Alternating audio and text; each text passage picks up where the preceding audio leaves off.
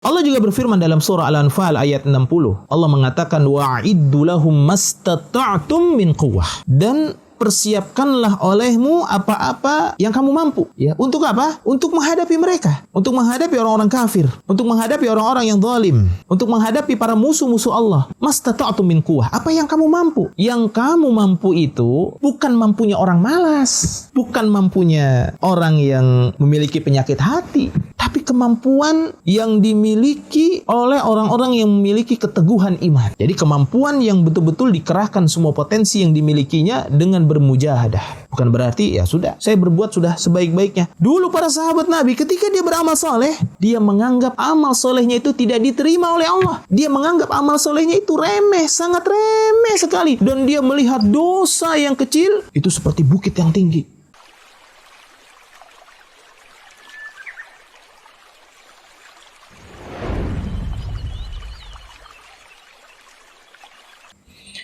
Dan alhamdulillah pada hari ini kita akan melanjutkan kajian kita, yaitu tentang tema kepasrahan dengan segenap kemampuan.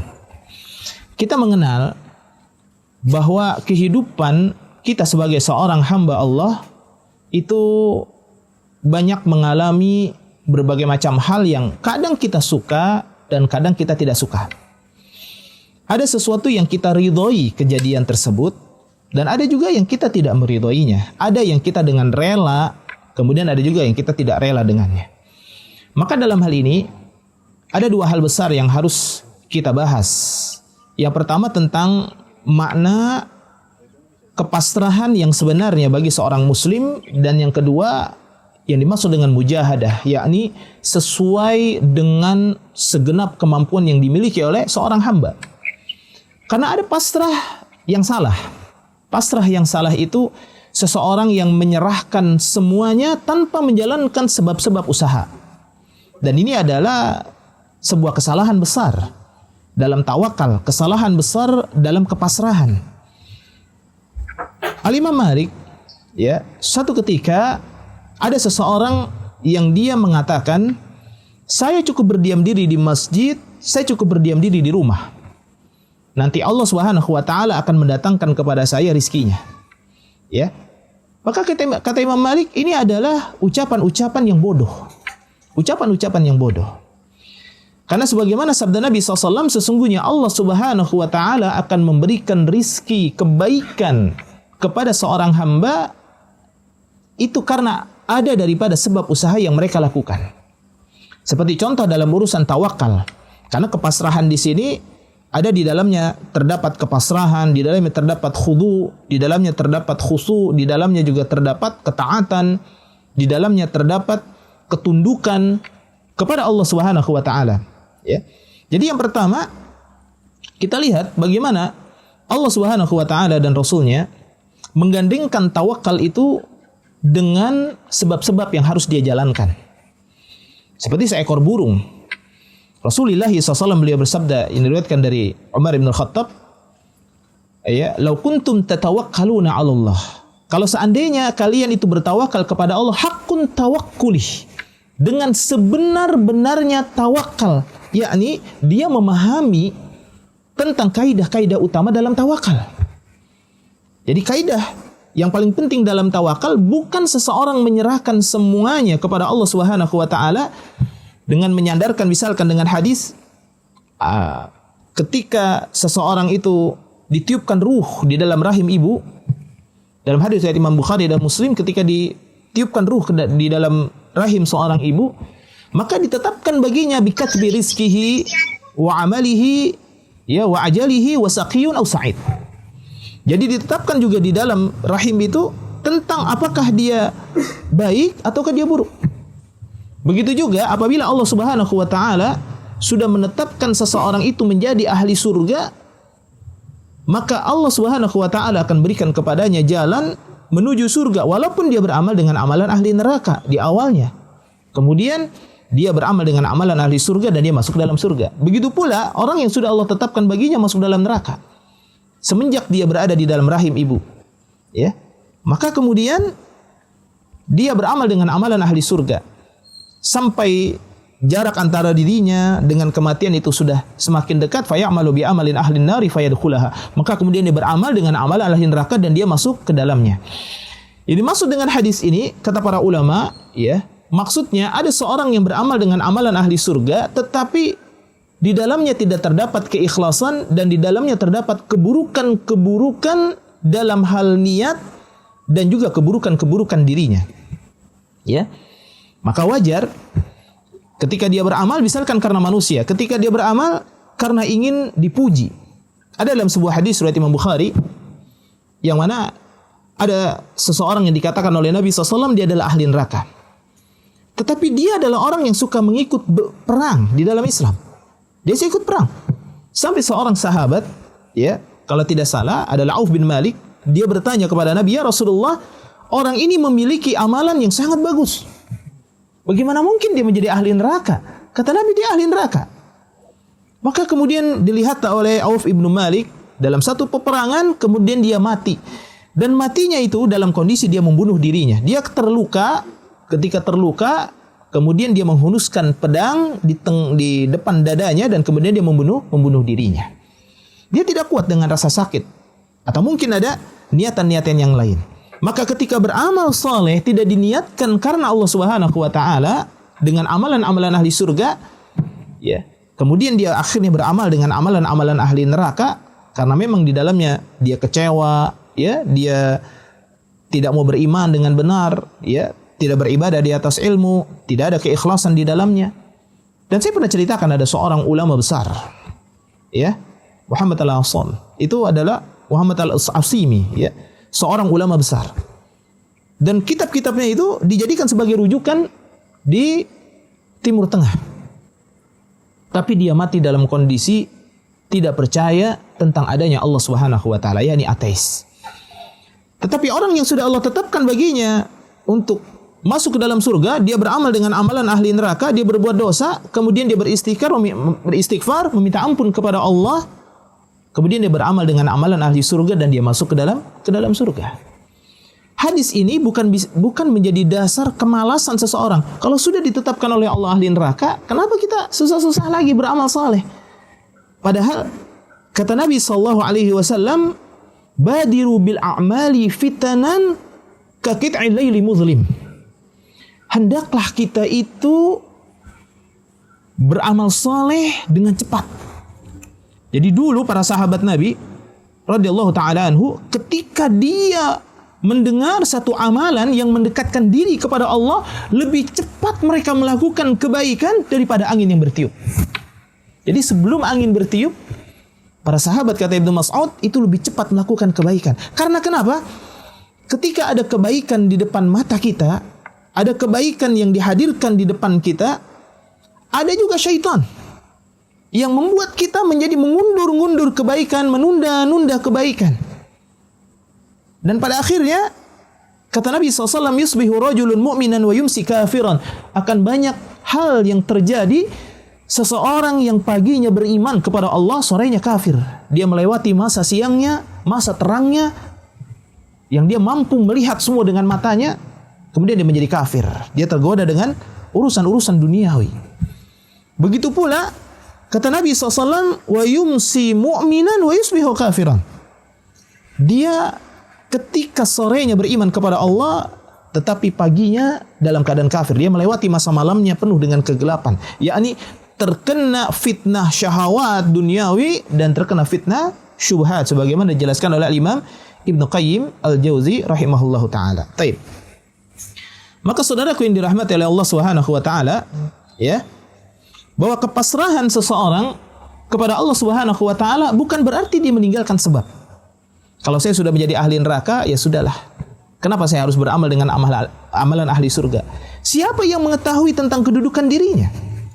Bukankah Allah Subhanahu wa ta'ala juga menetapkan takdir kepada hambanya sesuai, ya, dengan amalan-amalan yang dilakukan oleh hambanya? Dan Allah bisa merubah takdir setiap hambanya. Ya, karena takdir itu ada takdir yang global, ada takdir yang, ya, 1 tahun sekali, ya, dan juga ada yaitu pada malam Lailatul Qadar.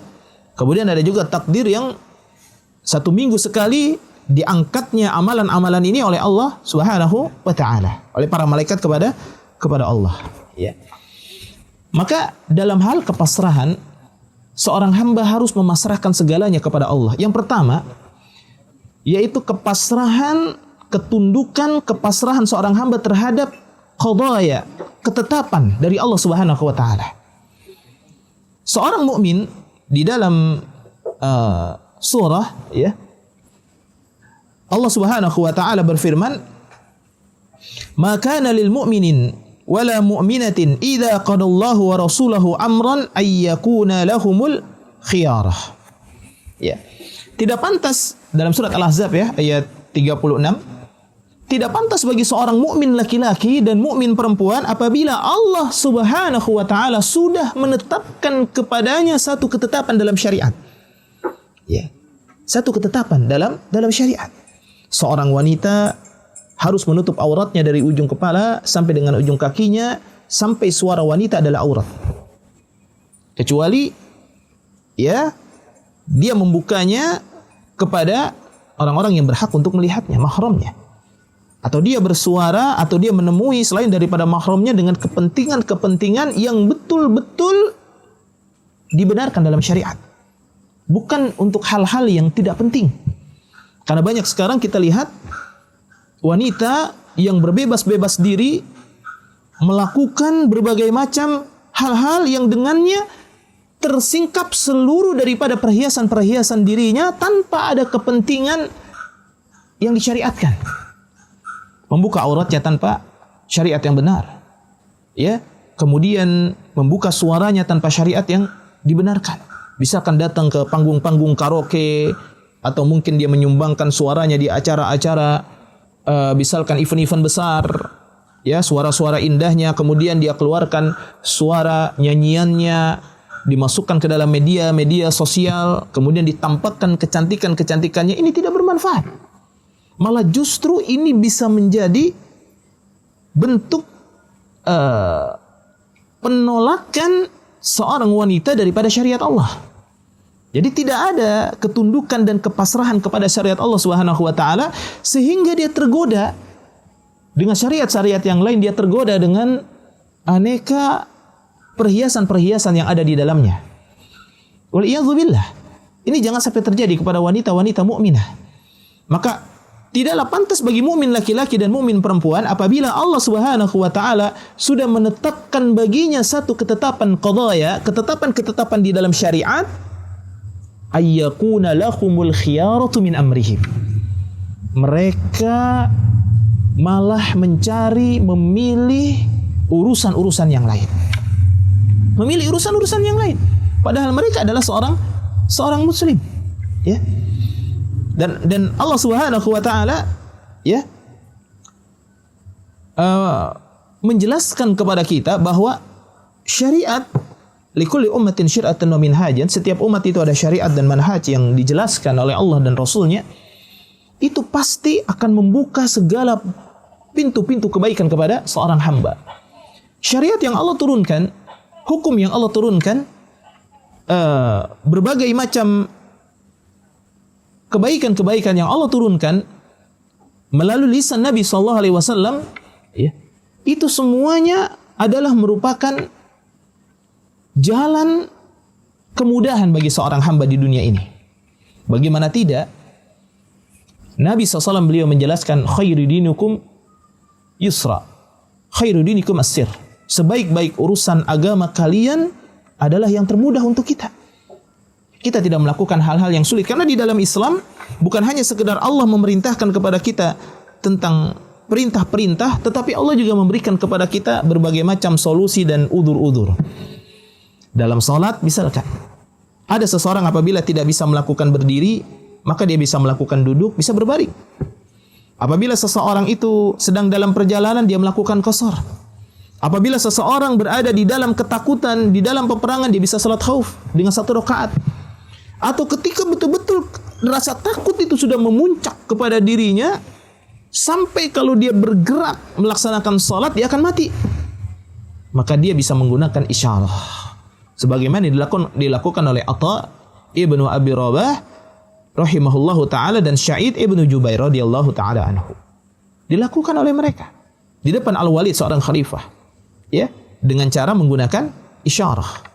Kata Ibnu Hajar Al-Asqalani rahimahullah taala, dia melakukannya dalam keadaan ada rasa takut. Ya, dia melakukannya dalam keadaan ada rasa takut. Maka ikhwatal kiram, azanallahu wa iyyakum jami'an. Ya. Semoga Allah Subhanahu wa taala memberikan kebaikan kepada kita semua. Ibnu Rajab Al-Hambali rahimahullah taala, beliau mengatakan, tidaklah dibenarkan kepasrahan atau tawakal dari seorang hamba ketika dia meninggalkan sebab-sebab. Ya, sebab-sebab atau mujahadah dirinya untuk melakukan berbagai macam perubahan. Karena kepasrahan yang tidak ada di dalamnya terkumpul keinginan dan mengerahkan semua kemampuan dirinya, ini kepasrahan yang tidak ada maknanya, tidak ada artinya. Maka Imam Ali, ya, Ali radhiyallahu taala anhu, dia mengatakan merupakan bagian daripada takwa adalah bazlul ghina. Mengerahkan semua potensi yang mereka miliki, bermujahadah. Bermujahadah yakni bersungguh-sungguh, badrun taqah, mengerahkan semua potensi yang mereka punya untuk ketaatan kepada Allah. Kita bangun malam itu bukan berarti kita bermalas-malasan. Tidak bisa bangun malam, melaksanakan sholat malam, berdiri, mendekatkan diri kepada Allah sampai dia menangis, sampai dia membaca Al-Quran, sampai dia mengangkat tangannya ke atas langit. Begitu juga sholat dia berjamaah ke masjid. Begitu juga dia maju ke medan peperangan, berjihad di jalan Allah. Begitu pula dia mencari nafkah yang halal untuk keluarganya. Tidak akan pernah mungkin terjadi dan bisa dilakukan kecuali dengan semangat dan melakukan sebab-sebab yang kuat. Karena dia tahu bahwa innallaha la yughayyiru ma biqaumin hatta yughayyiru ma bi anfusihim. Allah tidak akan merubah keadaan satu kaum sampai kaum itu merubah keadaannya sendiri. Maukah kita merubah keadaan kita yang tadinya buruk menjadi lebih baik? Nah, itu seperti itu. Jadi bukan hanya pasrah, udah saya mah pasrah saja. Ya. Jadi kepasrahan kepada apa yang ditetapkan oleh Allah Subhanahu wa taala, ya, ketetapan Allah Subhanahu wa taala, maka ini adalah bagian daripada hal yang diwajibkan atas setiap kaum muslimin, dan dia melakukan sebab-sebab, ya, yang dengannya ini merupakan bagian daripada sunatullah yang telah ditetapkan di dalam takdirnya. Jadi tidak perlu kita mendikte takdir Allah. Udah, saya sudah ditakdirkan menjadi ahli neraka. Siapa yang tahu? Siapa yang tahu kita ahli neraka? Kita ini ahli surga. Allah yang mengetahuinya. Allah sudah mencatat semuanya di dalam Al-Lauhil Mahfuz, Kitabut Takdir. Ya. Kataballahu maqadira. Sesungguhnya Allah telah menulis takdir hambanya. Ya, ini adalah bagian daripada keimanan, yaitu kita beriman kepada qada dan qadar, ketetapan Allah dan juga takdir dari Allah Subhanahu wa taala. Ya. Dan kata Ibnu Rajab Al-Hambali, ya, karena Allah Subhanahu wa taala memerintahkan kita untuk melakukan sebab-sebab, sekaligus juga memerintahkan kepada kita untuk betul-betul memasrahkan, mentawakalkan, menyerahkan semuanya kepada Allah Subhanahu wa taala, khususnya dalam masalah ketaatan. Tawakal itu bukan hanya dalam masalah rizki saja, bukan dalam masalah dunia saja, begitupun dalam urusan ibadah kepada Allah. Kita tidur di malam hari, kemudian kita ingin sholat subuh berjamaah, kita ingin melaksanakan qiyamul lail, kita ingin membaca Al-Quran di sepertiga malam, ingin berdoa kepada Allah. Ya. Kita tidak tahu apakah Allah bangunkan kapan Allah bangunkan kita tawakal kepada Allah, lalu kita menjalankan sebab. Kita sudah gelar sajadah, kita siapkan Al-Quran, kita siapkan minyak wangi, kita siapkan juga sebab-sebab yang dengannya kita bisa bangun pada malam hari, misalkan dengan alarm, atau dengan cara-cara yang lain. Kita lakukan sebab itu. Ada muncul dalam dirinya keinginan kuat. Muncul dalam dirinya keinginan kuat untuk beramal saleh. Ya. Karena sesungguhnya, ya, besarnya pahala dari Allah Subhanahu wa taala tergantung daripada besarnya kita dan keinginan kita untuk melakukan kebaikan-kebaikan yang dengannya kita mendapatkan pahala. Ya. Begitu juga dalam hal musibah. Ya. Kata Nabi sallallahu alaihi wasallam dari Anas ibnu Malik, anna Rasulullah sallallahu alaihi wasallam qala inna 'idhamal jaza ma'a 'idhamil bala. Sesungguhnya besarnya pahala itu dengan besarnya ujian kepada hambanya. Ujian untuk melakukan kebaikan. Ada orang yang pakai jilbab karena memang dari kecil dia bisa pakai jilbab. Ya biasa-biasa saja. Maka dia tidak akan mendapatkan tuh ujian-ujian berat, misalkan dihina, disakiti dan lain sebagainya, kecuali orang-orang yang tidak kenal dengan dirinya. Dan dia menggunakan jilbab ya nggak terasa panas, biasa-biasa saja. Dia menjaga diri juga tidak bertemu dengan laki-laki yang bukan mahramnya juga biasa, karena di lingkungannya memang lingkungan yang Islami. Tapi bagaimana dengan saudara-saudari kita, ya akhwat-akhwat yang mereka itu bekerja ya di salah satu instansi atau di sebuah tempat atau di tempat pergaulan yang bebas, kemudian dia bertaubat kepada Allah, maka tentunya rasa berat itu pasti akan ada pada dirinya. Maka sebesarnya pahala itu tergantung daripada besarnya ujian. Wa inna Allah Ta'ala idza habbal qauman ibtalahum. Allah apabila cinta kepada seorang hamba pasti Allah akan berikan ujian kepadanya. Faman radiya falahu ridha. Siapa orang yang ridha dengan ketentuan Allah, maka baginya adalah ridha dari Allah. Wa man sakhita falahu sukhtun. Dan siapa yang marah, benci, murka kepada ketetapan Allah, walahu sukhtun, maka bagi mereka adalah kemarahan dan kebencian dari Allah Subhanahu wa taala. Saudaraku sekalian, ikhwatal kiram, azanallahu wa iyyakum. Ketika kita memasrahkan diri kita kepada Allah, Allah memerintahkan kepada kita menjalankan sebab dengan begitu kuat. Allah berfirman di dalam surah An-Nisa ayat 71. Ya. Yang mana Allah Subhanahu wa taala memerintahkan kepada kita untuk mengambil sikap-sikap waspada, mengambil sikap-sikap yang tepat. Ya. Ya ayyuhalladzina amanu khudhu hidrakum fanfiru thubatin aw infiru jami'an. Ya. Wahai orang-orang yang beriman kepada Allah, ketika kita maju ke medan peperangan, ya, kita bukan setor nyawa. Oh, saya mau mati syahid aja. Kemudian dia tidak melakukan sebab menyerang musuh. Dia tidak melakukan sebab lain sebagainya. Oh, Islam ini kalau memang kata Allah Islam ini menang, sudah pasti menang. Tanpa saya pun Islam pasti menang. Betul. Keyakinan ini betul. Tanpa kita, tanpa manusia, Islam ini pasti menang. Al-Islamu ya'lu wa la yu'la alaihi. Islam itu tinggi dan tidak ada yang dapat melebihi daripada ketinggian agama Islam. Maka orang yang berada di dalam agama Islam adalah orang yang tinggi kedudukannya. Dan orang yang berilmu di dalam Islam itu lebih tinggi lagi dibandingkan dengan orang-orang yang bodoh. La yastawil ladzina ya'lamuna wal ladzina la ya'lamun. Ya. Tidak sama antara orang yang mengetahui berilmu dengan orang yang tidak berilmu. Ya. Apakah kamu menyamakan orang-orang mukmin dengan orang-orang kafir? La yastawun. Tidak sama mereka. Ya. Maka khudhu hidrakum fanfiru thubatin aw infiru jami'a. Kita mengambil sikap-sikap yang kuat. Kita maju ke medan peperangan baik dengan sendiri-sendiri ataupun dengan bersama-sama. Ya. Ini dalam masalah hal-hal yang berat manusia melakukan, itu peperangan. Karena peperangan ini sangat dibenci oleh manusia. Tapi Allah wajibkan kepada seorang muslim untuk berperang apabila memang perang ini sudah dikumandangkan. Ya. Dan tentunya peperangan ini dikumandangkan adalah oleh ulil amri, oleh pemimpin kaum muslimin, bukan sendiri-sendiri. Ya. Dan perang ini tidak bisa seseorang itu pada akhirnya menginginkan peperangan. Ya. Tapi kalau menginginkan mati syahid, ini bagian daripada tanda-tanda kebaikan keimanan seseorang di hadapan Allah Subhanahu wa taala. Ya. Maka kita harus memiliki sifat pasrah, tetapi kita mengeluarkan segenap kemampuan yang kita miliki. Allah juga berfirman dalam surah Al-Anfal ayat 60. Allah mengatakan wa'iddu lahum mastata'tum min quwwah. Dan persiapkanlah olehmu apa-apa yang kamu mampu. Ya, untuk apa?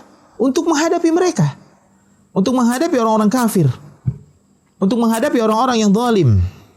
Ya, untuk menghadapi para musuh-musuh Allah. Ya. Mastata'tum min quwwah. Apa yang kamu mampu? Yang kamu mampu itu bukan mampunya orang malas, bukan mampunya orang yang memiliki penyakit hati, tapi kemampuan yang dimiliki oleh orang-orang yang memiliki keteguhan iman. Jadi kemampuan yang betul-betul dikerahkan semua potensi yang dimilikinya dengan bermujahadah. Bukan berarti ya sudah, saya berbuat sudah sebaik-baiknya. Dulu para sahabat Nabi ketika dia beramal soleh, dia menganggap amal solehnya itu tidak diterima oleh Allah. Dia menganggap amal solehnya itu remeh, sangat remeh sekali. Dan dia melihat dosa yang kecil itu seperti bukit yang tinggi. Berbeda dengan manusia-manusia pada saat ini, waliyadzubillah. Ya. Melihat amal yang kecil seakan-akan sudah besar. Melihat dosa yang besar seakan-akan kecil. Karena memang fasilitas-fasilitas untuk berbuat dosa itu sudah terpampang begitu mentereng di depan mata kita. Mentereng, kita lihat ya. Aneka panggung-panggung dosa itu sudah mentereng di depan kita. Dari gadget kita, dari fasilitas-fasilitas yang Allah berikan, dari tempat-tempat yang kita temui dari teman-teman dan lain sebagainya. Ya, persiapkanlah apa-apa yang kamu mampu. Bahkan Allah juga meneruskan dalam ayat ini, wa minar ribatil khail turhibuna bihi aduwallah, dan juga dari kuda-kuda yang tertambat yang dengannya kamu itu ya bisa menjadi menakut-nakuti, menggetarkan daripada musuh-musuh Allah Subhanahu wa taala. Ya. Jadi orang mukmin itu harus memiliki kesanggupan yang dengannya seseorang itu dia bisa mengambil langkah-langkah yang terbaik dalam beramal soleh. Satu contoh juga dalam masalah kepasrahan terhadap rizki, Allah menyuruh kita untuk mencari sebab. Ya, kata Nabi SAW, ya ayuhan nas, ya, ittaqullaha wa ahsinu fit talab, bertakwalah kalian kepada Allah, tapi jangan lupa minta kepada Allah, carilah oleh kalian, wa ahsinu fit talab, berbaik-baiklah, berbagus-baguslah, bersemangatlah dalam mencari rizki. Ya. Kalau orang yang berangkat pagi sudah malas-malasan, dia berdagang malas-malasan, kalau sudah waktunya laku juga pasti laku. Ya. Dia juga beribadah malas-malasan, sholatnya malas, sholat wajibnya malas, sholat sunnahnya juga malas. Ini orang munafik yang demikian. Ketaatan yang dia lakukan juga bermalas-malasan, ibadah yang dia lakukan bermalas-malasan. Jadi apa adanya aja. Berbeda dengan beribadah dengan segenap kemampuan, dengan beribadah apa adanya. Itu sangat berbeda. Kalau segenap kemampuan, dia ada upaya-upaya kuat. Ya. Karena dia tahu bahwa ketika dia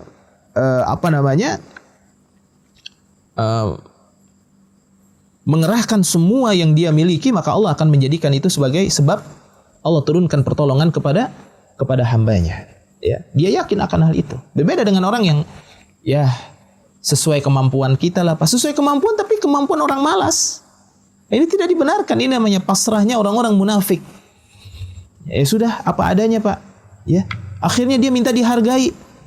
Ya, minta dimuliakan dengan amalnya yang kecil. Padahal amalnya tidak ada apa-apanya dibandingkan dengan amalan para sahabat Nabi. Ya. Ya, taib. Ya. Padahal amalnya tidak ada apa-apanya. Ya, dibandingkan dengan para sahabat. Maka ketika Allah Subhanahu wa taala berfirman, alladzina amanu wa lam yalbisu imanahum bidzulmin ulaika lahumul amnu wa hum muhtadun, ada kekhawatiran ya dari para sahabat, waduh kami berbuat zalim, amal kami tidak diterima. Ya, bukan itu kata Nabi, yaitu kezaliman di sini adalah yaitu perbuatan syirik kepada Allah Subhanahu wa taala. Ya. Dalam masalah rizki, Allah Subhanahu wa taala mencontohkan misalkan dalam surah Al-Jumu'ah. Dalam surah Al-Jumu'ah ayat yang ke-10, ya. Di ayat-ayat yang terakhir Allah berfirman, apabila telah selesai kalian itu Jumat, ya. Apabila selesai kalian melaksanakan salat Jumat, beribadah kepada Allah, fantashiru fil ardh. Allah memerintahkan kepada kita berintisyar. Jadi kita bertebaran di muka bumi untuk mencari rizki, menjalankan sebab, bukan pasrah saja sudah. Ya, karena mungkin ada Jumat berkah yang ngasih makanan, udah cukup bagi saya mendapatkan makanan ini, karena kemudian ya sudah. Ya, biasa-biasa saja. Tidak perlu saya makanan banyak-banyak, sudah makanan cukup ini saja. Padahal kalau dia mencari rizki-rizki yang lain, dengannya dia menjadi orang yang diberikan kemampuan oleh Allah, maka dia bisa bermanfaat untuk manusia yang lainnya. Ya. Kata Nabi SAW, sesungguhnya seseorang di antara kalian mati, ya, dengan meninggalkan harta yang banyak kepada anak-anaknya, kepada ahli warisnya, itu lebih baik daripada meninggalkan anak-anaknya dalam keadaan meminta-minta. Ya. Itu ketika Sa'ad bin Abi Waqqas itu ingin menyerahkan hartanya itu kepada Nabi SAW dan dia hanya memiliki satu orang putri. Ya. Maka tidak dibenarkan. Ya. Tidak dibolehkan menyerahkan semua hartanya itu untuk di jalan Allah Subhanahu wa taala. Adapun yang dilakukan oleh Abu Bakar ini berbeda, ya. Karena hukum-hukum yang selanjutnya itu menjelaskan tentang hukum-hukum daripada hukum Allah Subhanahu wa taala. Ya. Kemudian Sahal Al-Tusturi dia mengatakan, seorang ulama, ya, terhadap orang-orang yang menjadikan jalan usaha atau sebab seseorang mendapatkan kebaikan itu lalu dia mencelaknya, udah kita nggak usahlah pakai bersusah payah, nggak usah bersusah payah kita, pasrah saja udah. Kalau Allah tetapkan juga pasti terjadi kepada kita. Maka dia mengatakan, barang siapa yang mencela sebab, mencela usaha seseorang, mencela kemampuan yang dikeluarkan oleh seseorang untuk beramal saleh, untuk mendapatkan rizki, maka dia telah mencela daripada sunnatullah, ketentuan yang ditetapkan oleh Allah Subhanahu wa taala. Dan barang siapa yang mencela tawakal, yakni tidak mau bersandar kepada Allah sepenuhnya, maka dia telah meninggalkan keimanan. Dia telah meninggalkan keimanan kepada Allah Subhanahu wa taala. Dan tawakal di sini diharuskan adanya apa? Adanya usaha dan sebab yang harus mereka lakukan. Ya, harus ada sebab yang dilakukan. Seperti burung, ya. Kalau burung itu benar-benar bertawakal, kalian bertawakal kepada Allah dengan sebenar-benar tawakal, maka kalian akan diberikan oleh Allah rizki sebagaimana Allah berikan kepada burung. Ya. Burung itu Allah berikan tagdu himasan wa taruhu bitanan. Dia berangkat dengan perut yang lapar, perut yang kosong, tapi dia pulang dengan perut yang kenyang. Tapi burung terbang dulu, terbang, ya. Lalu dia nemplok ke sana, nemplok ke sini, kemudian dia mencari rizkinya. Ya. Nah, di sini adalah hadis yang sahih diriwayatkan Imam At-Tirmidzi. Kemudian dijelaskan oleh Syekh Al-Mubarakfuri, ya. Beliau mengatakan, laisa fil hadisi ma yadullu ala tarkil kasab, bal fihi ma yadullu ala talabir rizq. Perhatikan apa yang disampaikan oleh beliau dalam Tuhfatul Ahwadhi. Hadis ini menunjukkan, di dalam hadis ini menunjukkan ma yadullu ala tarkil kasab. Ya. Hadis ini menunjukkan bahwa kita harus meninggalkan usaha atau menempuh sebab. Ya. Bukan itu hadis ini. Hadis ini bukan menunjukkan bahwa kita itu harus meninggalkan sebab. Ya, meninggalkan usaha-usaha yang kuat. Ya. Bal fihi ma yadullu ala talabir rizq. Tetapi di dalamnya itu terdapat menunjukkan agar kita melakukan sebab-sebab usaha untuk mencari rizki. Ini dalam urusan dunia. Ya. Apalagi dalam urusan akhirat. Kita sudah tidak berbicara lagi dalam urusan akhirat. Urusan dunia saja, ya. Kita kadang-kadang bersemangat dalam urusan dunia, tapi lemah dalam urusan akhirat. Ini kesalahan besar. Berarti orang sudah tertipu dengan dunia. Ketika mencari dunia, dia habiskan waktunya, dia kerahkan pikirannya, dia keluarkan ilmunya. Tapi giliran urusan akhirat yang tidak ada duitnya, urusan akhirat yang tidak ada omsetnya, urusan akhirat yang tidak ada apa? Kalau bahasa Padang piti. Wah, ya. Tidak ada duitnya, biasa-biasa saja. Ini nggak ada hitungannya. Padahal wala ajrul akhirati akbar. Ganjaran di akhirat itu lebih besar. Ya. Allah berfirman di dalam Al-Quran, ya. La tatamannaw ma faddallahu ba'dakum ala ba'din. Udah, kalian itu nggak usah tuh berangan-angan. Gak usah kalian itu iri dengan apa yang Allah berikan kepada seorang hamba di antara kalian. Itu beda-beda, jatahnya beda-beda. Gak mungkin seorang itu mati kecuali sudah habis masa rizkinya. Tidak mungkin. Jadi gak ada judulnya rizki saya diambil orang, ya. Kemudian saya kehilangan ya rizki saya, tidak. Ya, oh dengan PPKM ini, dengan PSBB akhirnya rizki saya jadi tersendat, tidak begitu. Tidak ada, jatah rizki itu sudah ditetapkan oleh Allah. Ya. Justru kalau rizki kita sudah habis, maka kita tidak mungkin hidup di muka bumi ini. Taib. Saudaraku sekalian dirahmati oleh Allah Subhanahu wa taala, ya. Maka kita sebagai orang-orang yang pasrah kepada Allah, kita keluarkan kemampuan yang kita miliki untuk menjalankan ketaatan kepada Allah Subhanahu wa taala dan tidak main-main dalam urusan beragama. Ya, dan kita lebih mengejar, ya, lebih mengerahkan kemampuan kita untuk taat kepada Allah Subhanahu wa taala dan untuk akhirat kita yang kekal. Sedangkan untuk urusan dunia kita pun harus berusaha untuk mencari sebab. Dengan kemampuan-kemampuan yang kita miliki, bukan hanya sekedar pasrah lalu berdiam diri sebagaimana orang-orang pemalas dan orang-orang munafik. Dan Rasulullah mengajarkan kepada kita satu doa, Allahumma inni a'udzubika minal hammi wal hazani wal azzi wal kasali.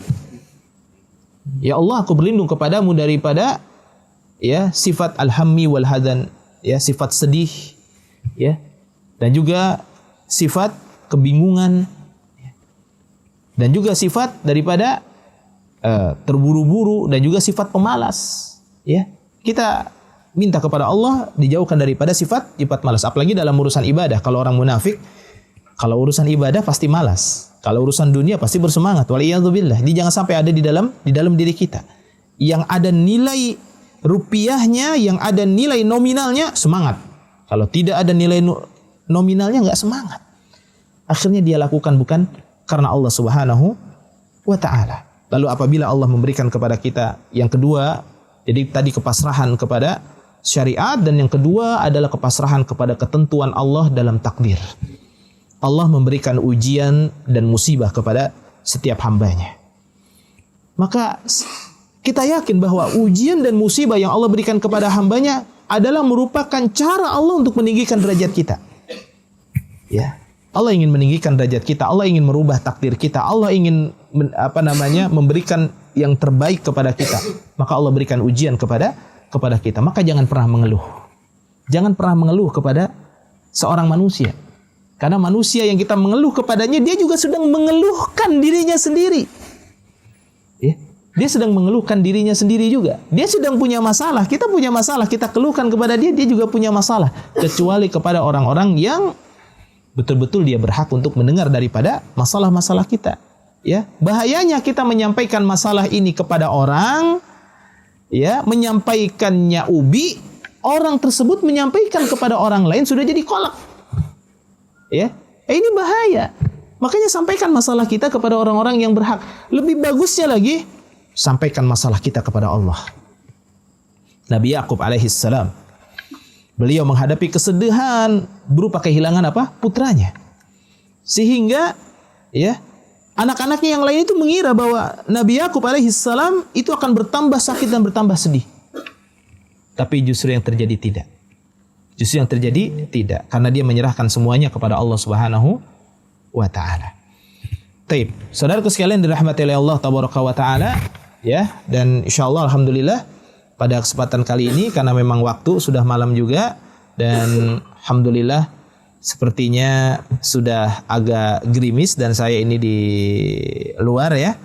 Mudah-mudahan kita senantiasa berada di atas kebaikan dari Allah Subhanahu wa taala, dan khusus hari ini insyaallah tidak ada tanya jawab dulu karena saya di outdoor dan ini sudah agak gerimis.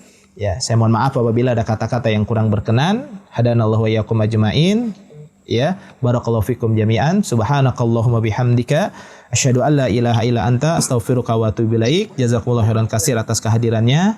Mohon maaf apabila kajian ini terpotong karena sudah gerimis. Wassalamualaikum warahmatullahi wabarakatuh.